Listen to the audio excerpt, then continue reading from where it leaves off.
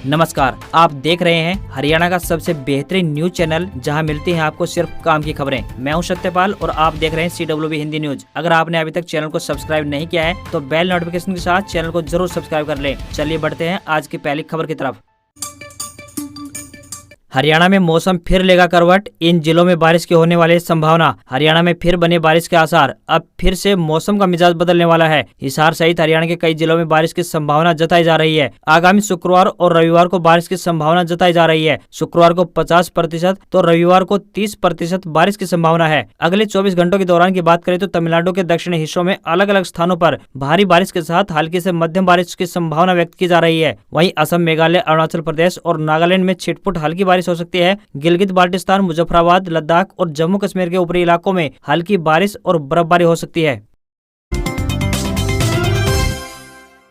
प्रधानमंत्री कौशल विकास योजना में लगेंगे रोजगार के पंख। योजना के तहत 18 से 29 वर्ष के बेरोजगार युवाओं को निःशुल्क विभिन्न प्रकार के स्किल कोर्स कराए जाएंगे। 6 माह का स्किल कोर्स पूरा होने के बाद सभी युवाओं को योजना के तहत एक प्रमाण पत्र, संबंधित कोर्स के एक किट के साथ 7300 रुपए की वित्तीय सहायता विभाग की ओर से प्रदान की जाएगी, जिसके माध्यम से युवा अपने रोजगार स्वयं स्थापित कर सकते हैं। इसके लिए उन्हें किसी भी कंपनी में जाने की भी आवश्यकता नहीं पड़ेगी। कुरुक्षेत्र जिले में 7 राजकीय विद्यालयों में अलग अलग स्किल हब सेंटर बनाए गए हैं। युवाओं को जिस स्किल में योग्यता हासिल करनी है वह संबंधित राजकीय विद्यालय के स्किल सेंटर हब में जाकर अपना पंजीकरण करवा सकता है। इसके लिए युवाओं को पैसे देने की भी कोई जरूरत नहीं है।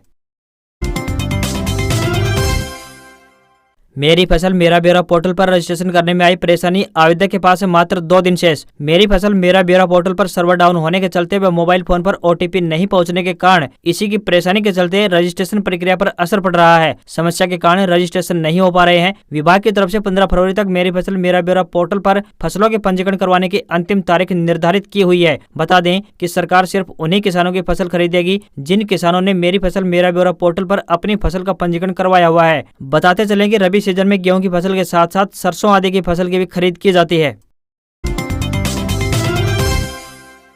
हरियाणा निकाय चुनाव को लेकर जजपा ने शुरू की तैयारी। प्रदेश में होने वाले नगर निकाय चुनाव को लेकर जननायक जनता पार्टी की तैयारियां चल रही हैं। चुनाव के मद्देनजर पार्टी द्वारा हाल ही में नियुक्त किए गए चुनाव प्रभारियों ने सभी जगहों पर जाकर स्थानीय नेताओं से मजबूती से चुनाव लड़ने व उम्मीदवारों के चयन आदि के बारे में विचार विमर्श कर रणनीति बनाई और साथ ही एक रिपोर्ट भी तैयार की है, जिस पर निकाय चुनाव को लेकर बनाई गई मुख्य समन्वय समिति की बैठक में मंथन किया गया। यह बैठक जजपा के प्रदेश कार्यालय पर हुई। अब पार्टी की मुख्य चुनाव समन्वय समिति 24 फरवरी को चंडीगढ़ में बैठक का आयोजन करेगी और चर्चा करेगी।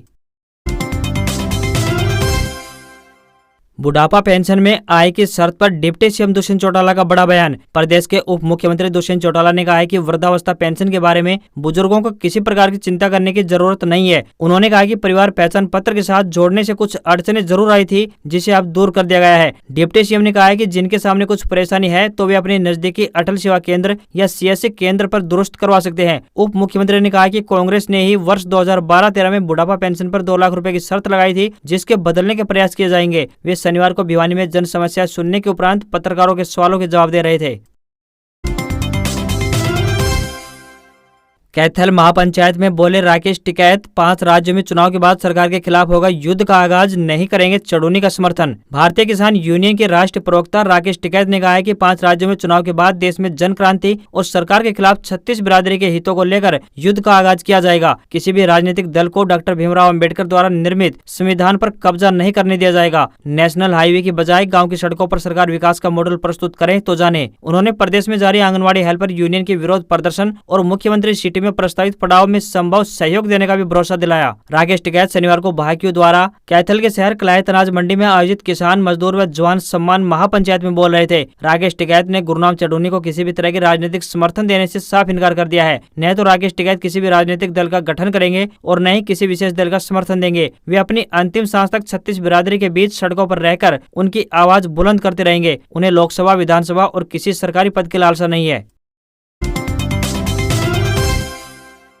हरियाणा के गृह मंत्री अनिल विज ने कांग्रेस को विभाजनकारी करार देते हुए कहा कि देश के विभाजन का बीज कांग्रेस द्वारा बोया हुआ है। उन्होंने कहा कि हिंदू मुसलमान के नाम पर कांग्रेस ने देश का बंटवारा कराया और आज यही बंटवारा कभी आतंकवाद तो कभी हिजाब की शक्ल में देश के सामने आ रहा है। गृह मंत्री अनिल विज शनिवार को पत्रकारों से बातचीत कर रहे थे। उनके आवास पर गत दिनों भाजपा में शामिल हुए द ग्रेट खली यानी दिलीप सिंह ने गृह मंत्री अनिल विज से मुलाकात की। खली ने इस दौरान कहा कि मेरी लाइन इन गृह मंत्री अनिल विज से ही शुरू होती है और वह उनके काम करने के तरीके से प्रभावित है। हैं। कांग्रेस द्वारा की जा रही जात पात की सियासत के सवाल पर अनिल विज ने कहा कि कांग्रेस ने हमेशा देश में विभाजनकारी नीतियां चलाई हैं और इसके अलावा कांग्रेस कुछ और सोच नहीं सकती। उन्होंने कहा कि कांग्रेस की इसी सोच ने भारतवर्ष का बंटवारा करवाया। जननायक जनता पार्टी के राष्ट्रीय अध्यक्ष डॉक्टर अजय सिंह चौटाला की रिहाई के बाद पार्टी कार्यकर्ताओं में खुशी का माहौल है। प्रदेश भर में जगह जगह पर पदाधिकारी कार्यकर्ताओं द्वारा जहां लड्डू बांटे जा रहे हैं, वहीं जेजेपी कार्यालयों पर दीप प्रज्वलित किए जा रहे हैं। इसी कड़ी में शनिवार को जेजेपी के प्रधान महासचिव दिग्विजय चौटाला राजस्थान में स्थित श्री खाटू श्याम व सालासर मंदिर पहुंचे और वहां उन्होंने भगवान के दर्शन किए। दिग्विजय चौटाला ने कहा है कि उन्होंने जेजेपी राष्ट्रीय अध्यक्ष एवं अपने पिता के लिए भगवान से मन्नत मांगी थी और अब उनके रिहाई होने पर यहाँ आकर उन्होंने भगवान का शुक्रिया अदा किया और साथ में देश प्रदेश की प्रगति व शांति, हर घर में खुशहाली के लिए प्रार्थना की।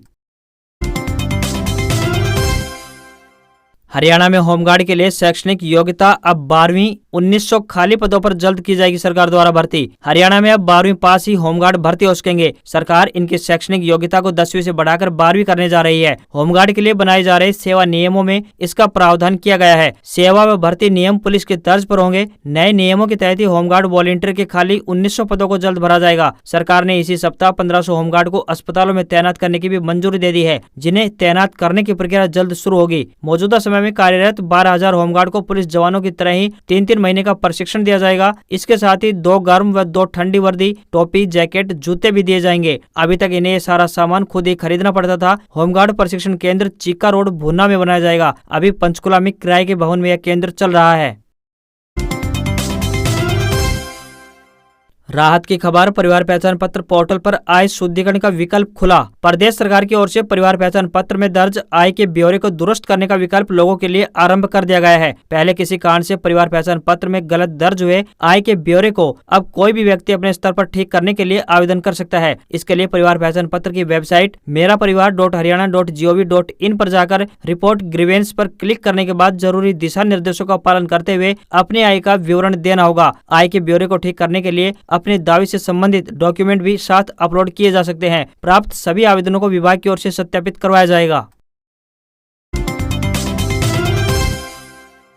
भारत सरकार टकसाल विभाग में 10वीं पास के लिए आई नौकरी। भारत सरकार टकसाल के जूनियर टेक्नीशियन एंड अदर पदों के लिए भर्ती प्रकाशित की है। शैक्षणिक योग्यता की बात करें तो 10वीं पास होने चाहिए। आवेदन करने के लिए अंतिम तिथि 1 मार्च 2022 तय की गई है। अधिकतम आयु सीमा 28 वर्ष तय की गई है। वहीं सैलरी यानी वेतनमान की बात करें तो नोटिफिकेशन के अनुसार प्रकाशित गवर्नमेंट जॉब में सैलरी 18,780 रुपए से लेकर 85,570 रुपए तक होगी। अमेरिका की ऊंची उड़ान, बिना पायलट उड़ा अमेरिका का ब्लैक हॉक हेलीकॉप्टर, चीन और रूस की बड़ी चिंता। अमेरिका के ब्लैक हॉक हेलीकॉप्टर ने ऑटोमेशन और वायरफेयर की दुनिया में इतिहास रच दिया है। ब्लैक हॉक हेलीकॉप्टर ने 5 फरवरी को पहली बार बिना पायलट के उड़ान भरी। हेलीकॉप्टर करीब 4000 फीट की ऊंचाई पर 115 से 125 मील प्रति घंटे की रफ्तार से उड़ा। सभी मानकों को पूरा करते हुए करीब 30 मिनट की उड़ान के बाद ब्लैक हॉक की सफल लैंडिंग भी हुई। रक्षा क्षेत्र में अमेरिका की इस कामयाबी से चीन और रूस की चिंता बढ़ना तय है। अगर इसकी खासियत की बात करें तो ब्लैक हॉक हेलीकॉप्टर 357 किलोमीटर प्रति घंटे की स्पीड से उड़ान भर सकता है। ऑपरेशनल रेंज 583 किलोमीटर है। अमेरिका के अलावा जापान, कोलंबिया, दक्षिण कोरिया, इजराइल, ब्राजील, चीन, Mexico, Philippines, Slovakia, Sweden, Taiwan और तुर्की की सेना और वायुसेना इस हेलीकॉप्टर का इस्तेमाल करती है। कुछ ही दिनों पहले ऑस्ट्रेलिया ने भी ब्लैक हॉक हेलीकॉप्टर को खरीदने के लिए अमेरिका के साथ समझौता किया है। वहीं तालिबान के पास भी ब्लैक हॉक हेलीकॉप्टर है, हालांकि उनकी संख्या काफी कम है। राहुल बजाज का 83 साल की उम्र में निधन। लंबे वक्त से कैंसर से लड़ रहे थे। 50 साल तक बजाज ग्रुप के चेयरमैन रहे। वहीं 2001 में मिला था पद्म भूषण। बजाज के पूर्व चेयरमैन राहुल बजाज का शनिवार को पुणे में निधन हो गया। वे 83 साल के थे। बजाज लंबे समय से कैंसर से पीड़ित थे। वे पिछले 1 महीने से अस्पताल में भर्ती थे। खबर आते ही सोशल मीडिया पर लोगों ने श्रद्धांजलि देना शुरू कर दिया है। राहुल का जन्म 10 जून 1938 को कोलकाता में मारवाड़ी बिजनेसमैन कमल नयन बजाज और सावित्री बजाज के घर पर हुआ था। बजाज परिवार मूलतः राजस्थान के सीकर जिले के काशी का बास गांव के रहने वाले थे। सन 2001 में उन्हें पद्म भूषण का सम्मान भी मिल चुका है। राहुल बजाज ने 1965 में बजाज ग्रुप की जिम्मेदारी संभाली थी। 1948 में पहला बजाज वेस्पा स्कूटर गुड़गांव, जो कि आज के गुरुग्राम के एक गैरेज शेड में बना था। 1960 में कंपनी का नामकरण हुआ बजाज ऑटो। 70 और 80 के दशक में बजाज स्कूटर खरीदने के लिए लोगों को 10 से 15 साल तक का इंतजार करना पड़ता था। कई लोगों ने तो उन दिनों बजाज स्कूटर के बुकिंग नंबर बेचकर लाखों रुपए कमाए और अपने घर बना लिए। राहुल बजाज के निधन पर लोग श्रद्धांजलि दे रहे हैं। हैं। श्रद्धांजलि देने वालों में से प्रमुख रूप से नितिन गडकरी, पूर्व वित्त मंत्री P Chidambaram, Kiran Majumdar Shaw, NCP नेता और पूर्व civil aviation minister Praful Patel, केंद्रीय मंत्री राव साहब दानवे, देवेंद्र फडणवीस, बारामती से सांसद सुप्रिया सुले ने उनके परिवार को अपनी संवेदना व्यक्त की है। अगले एक सप्ताह में यूक्रेन पर हमला कर सकता है रूस। सेना ने 3 तरफ से बॉर्डर घेरा, पानी सप्लाई रोकी, पुतिन से फोन पर बात करेंगे बाइडेन। लंबे समय से चल रहे विवाद के बीच रूसी सैनिकों ने यूक्रेन की सीमा को घेरकर सैन्य अभ्यास शुरू कर दिया है। रूसी सैनिकों की तरफ से यूक्रेन बॉर्डर घेरने की खबर से यूरोप और पश्चिमी देशों में हलचल तेज हो गई है। इसी बीच खबर है कि जो बाइडेन रूसी राष्ट्रपति व्लादिमीर पुतिन से किसी भी समय फोन पर बातचीत कर सकते हैं। अमेरिकी सरकार के प्रतिनिधियों ने चिंता जाहिर की है कि रूसी राष्ट्रपति व्लादिमीर पुतिन किसी भी समय यूक्रेन पर हमले का आदेश दे सकते हैं। उन्होंने कहा है कि रूस ने 3 तरफ से यूक्रेन सीमा को घेर रखा है और वहां आर्मी, नेवी और एयरफोर्स को तैनात किया गया है। ताजा सैटेलाइट इमेज से इसका खुलासा हुआ है। यूक्रेन ने दावा किया है कि रूस ने इंटरनेशनल वाटर से जुड़े उसके सारे कनेक्शन काट दिए हैं। उधर अमेरिकी राष्ट्रपति Joe Biden, German chancellor Olaf Scholz और फ्रांस के राष्ट्रपति इमैनुअल मैक्रों ने रूस के खिलाफ सख्त चेतावनी जारी की है। कहा जा रहा है कि 24 घंटे में स्थिति सामान्य नहीं होने पर पश्चिमी देश रूस पर कड़े प्रतिबंध लगा सकते हैं। Gold silver weekly update. फिर बढ़ने लगे हैं सोना चांदी के दाम। सोना 49,000 के करीब पहुंचा तो चांदी 62,000 के पार गई। इस हफ्ते सोने चांदी में अच्छी तेजी देखने को मिली है। सराफा बाजार में इस हफ्ते सोना 645 रुपए महंगा होकर 48,920 रुपए प्रति 10 ग्राम पर पहुंच गया है। इस हफ्ते की शुरुआत में यानी 7 फरवरी को ये 48,275 रुपए पर था। इस हफ्ते चांदी की बात की जाए तो अच्छी तेजी देखने को मिली है और इसी का नतीजा ये है कि एक बार फिर से चांदी 62,000 के करीब पहुंच गई है। इस हफ्ते की शुरुआत में ये 61,331 रुपए पर थी, जो अब 62,157 रुपए प्रति किलोग्राम पर पहुंच गई है। यानी इस हफ्ते इसकी कीमत में 826 रुपए की बढ़ोतरी दर्ज की गई है। और अब कुछ और खबरें जो आपको जाननी चाहिए। भारतीय रेलवे में अप्रेंटिस के 756 पदों पर निकली भर्ती। कैंडिडेट के लिए 7 मार्च है आवेदन की आखिरी तारीख। IGNOU admission 2022 update. इग्नू जनवरी सेशन के लिए एडमिशन की तारीख आगे बढ़ी, अब 21 फरवरी तक कर सकते हैं आवेदन। इंडियन कोस्ट गार्ड में नौकरी का सुनहरा मौका। 10वीं और 12वीं पास अभ्यर्थी कर सकेंगे आवेदन। 81,000 रुपए मिलेगी सैलरी। आवेदन की आखिरी तारीख 23 फरवरी। महिंद्रा XUV 700 का बूम, इसे 4 महीने में 1 लाख से ज्यादा ऑर्डर मिले। वेटिंग पीरियड 1 साल तक बढ़ा। वहीं IPL मेगा ऑक्शन के पहले दिन 74 प्लेयर्स नीलाम। 15.25 करोड़ पाने वाले ईशान सबसे महंगे। 10 सितारे 10 करोड़ कल में शामिल। अनकैप्ड खिलाड़ियों में आवेश अव्वल। बैंकिंग इतिहास का सबसे बड़ा घोटाला। गुजरात की ABG शिपयार्ड ने 28 बैंकों का 22,842 करोड़ का चूना लगाया। CBI ने दर्ज किया FIR। और अंत में PM किसान योजना अपडेट। किसान फटाफट करवाएं KYC का वेरिफिकेशन, नहीं तो अटक जाएंगे आपके 2,000 रुपए। 31 मार्च है आखिरी तारीख।